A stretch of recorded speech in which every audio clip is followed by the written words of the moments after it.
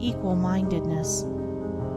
To be equally minded is to be peacefully minded, for a man cannot be said to have arrived at peace who allows his mind to be disturbed and thrown off the balance by occurrences. The man of wisdom is dispassionate and meets all things with the calmness of a mind in repose and free from prejudice. He is not a partisan, but having put away passion, and is always at peace with himself and the world, not taking sides nor defending himself, but sympathizing with all. The partisan is so convinced that his own opinion and his own side is right, and that all goes contrary to them is wrong, that he cannot think there is any good in the other opinion and the other side. He lives in a continual fever of attack and defense, and has no knowledge of the quiet peace of an equal mind.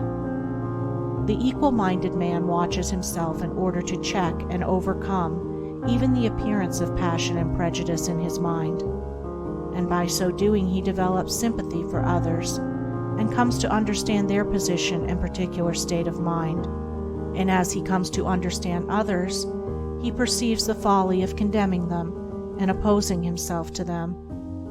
Thus there grows up in his heart a divine charity which cannot be limited, but which is extended to all things that live and strive and suffer.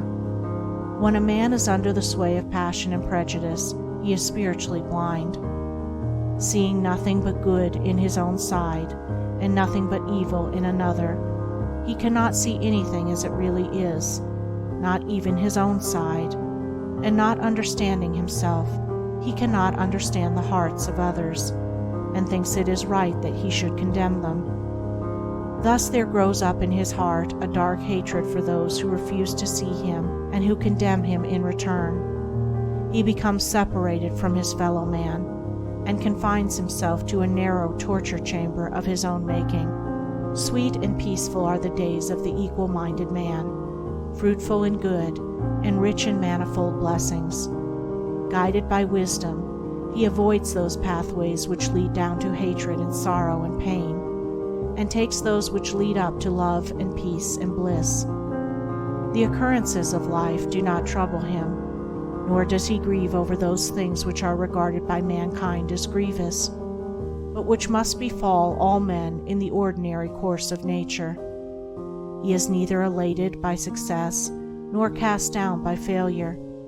He sees the events of his life arranged in their proper proportions, and can find no room for selfish wishes or vain regrets, for vain anticipations and childish disappointments. And how is this equal-mindedness, this blessed state of mind and life, acquired? Only by overcoming oneself, only by purifying one's own heart, for the purification of the heart leads to unbiased comprehension. Unbiased comprehension leads to equal-mindedness, and equal-mindedness leads to peace. The impure man is swept helplessly away on the waves of passion. The pure man guides himself into the harbor of rest. The fool says, "I have an opinion." The wise man goes about his business.